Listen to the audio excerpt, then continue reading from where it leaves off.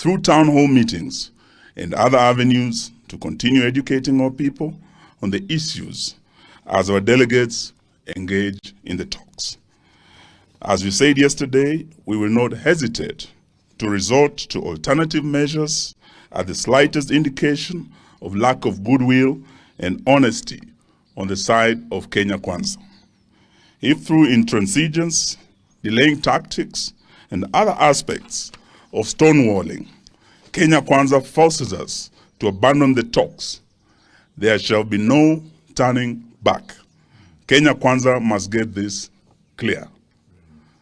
And before I conclude, there was an issue my brother, the Honorable Gachagua, wanted to reiterate. He had raised it before in our rallies, and he wished to reiterate it.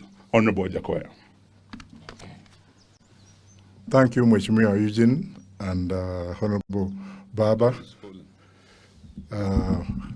What I wanted to tell you is our issues, when raised, people think they are jokes.